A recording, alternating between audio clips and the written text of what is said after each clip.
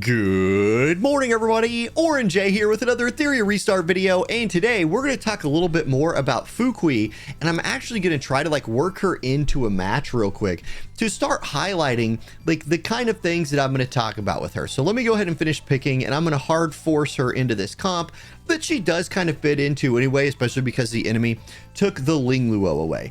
And the big point of this video, this is going to be building off of some of the conversation that I've seen around her, where I keep seeing her compared to Valerian, and I just think that comp doesn't work, and I think it doesn't work for a couple important ways. Now hold on, who do I want to ban here? I want to ban Yelly. Is their only damage, but Mio's OP. I'm banning the Yelly. That's only a 3-star Mio.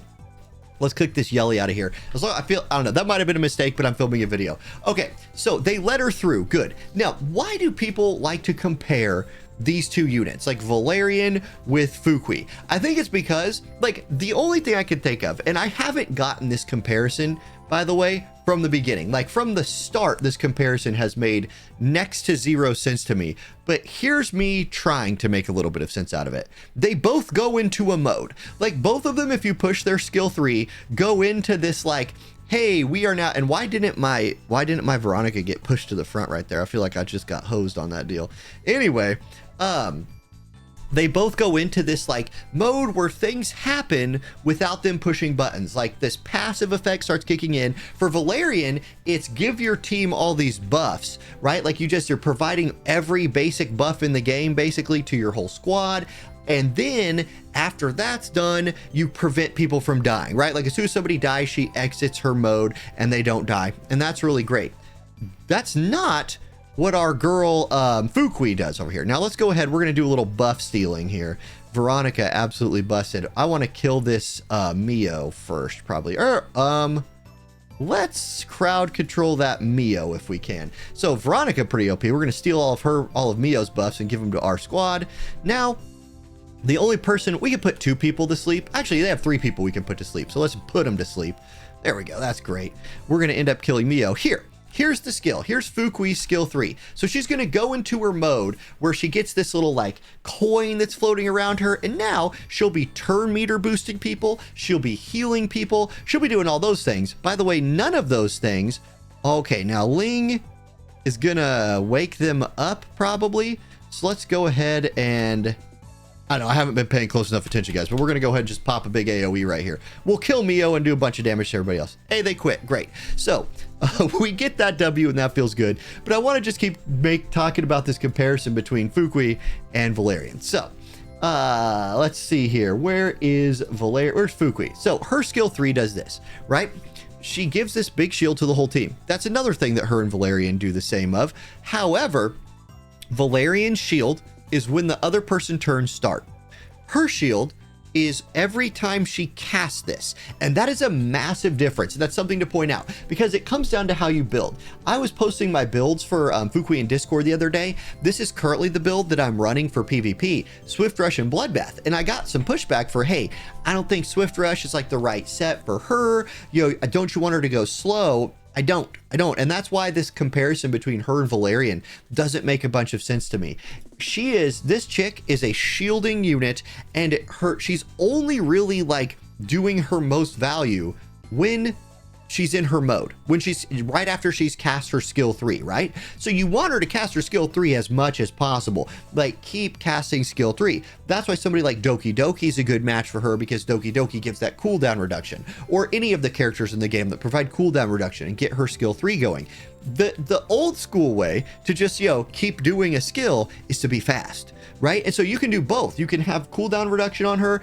In PVE, I like to run her with the Halloween shell. Many people will run her with healing shells. I don't really have a good one right now. I think the best shell for her for healing is Fortissimo, and you can see this Fortissimo shell, not exactly PvP ready in my opinion, but something like that might be even better. The whole point I'm trying to make is I think people are tricking themselves into trying to run this chick like Valerian. And I don't think you want to run her like Valerian at all. I think you want her cycling through her skills faster to just keep casting that skill 3, because she provides her big shield, and it's a big shield, right? What is it? 20 20% of her max HP. So you have a decent gear on her. You're going to be pushing 50,000 EXP. Again, this is my PvP build. You build her a little bit different for PvE. You don't need like bulwark. You can just stack HP, get her well over 50k. Then just shield, shield, shield, shield. And because you just keep casting the skill 3, you will also be providing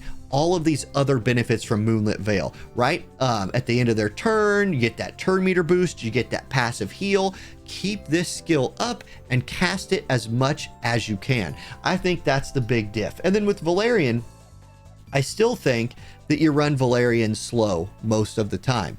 The big deal, Valerian harder to use, to be honest, because with Valerian, there's a lot of fights in the game, like a Terramaton, where you know at some point in the fight, especially if your gear isn't quite there and you're trying to do Inferno, you know at some point in the fight, Terramaton's going to end Valerian's skill 3 by killing somebody on your team. That's great. What you need to tune for is you need to try to have Valerian, after that character dies, hit him with her skill 2. Right? Like you need this skill 2 to be kind of clutch with her. This chick is so much easier to use. I think her comp is more of like a hybrid form of Chiaki the Echo, mixed with like who has weird passive, mixed with the passive effect of Ling Luo, mixed with better version of best shields in the game. Like she's her own thing.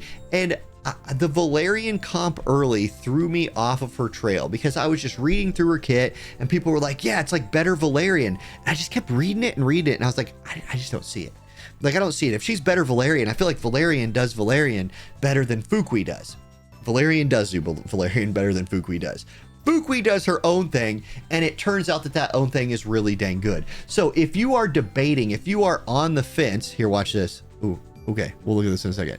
If you are on the fence about should you pull for her or not, highly recommend. Highly recommend. Not a must pull, but if you want somebody that will just make most of the content in this game easier for you, she makes your team tankier, she makes your team faster, and she provides some healing. Sweet. And guess what? You can run her with Valerian. You can run her with Ling Luo. You can run her with Chiaki the Echo. Doki Doki is her best partner to run with in PVE. All of those characters that she kind of does what they do, you can run her with them, and you get even like more of the greatness. Now, let's see here if I got a shell worth keeping. Nope. Nope. How much you want to bet is nope, nope, nope. Let's see. Nope. Nope. Nope. Okay, no shells worth keeping. We'll hit play again right here. Begin our gym continue our gym refreshing for the day. And I think I have a 10 pull to do. I do. Okay, 10 pull. Here we go. We're back up to 10 pulls. Our pity is at 41. Okay, we're really close to hitting that soft pity. Maybe we'll beat soft pity. Maybe we won't. Okay, we'll skip out of this. Only one SR, 140 animus crystals. I need 3,000 of these. Ooh, I think I have some light dart pulls I can do though. I need 3,000 of those for a lattice. How are we doing on the pity here? Nothing. I'm gonna save those. We could probably got a light dart character coming out pretty soon, and if they're OP, I'll really regret not having those pulls anymore, so I'll save them. Okay, thank you guys for watching. This is the video I just wanted to make about her in general. Those are my findings after really playing with her intentionally for a couple of days. I think you build her fast.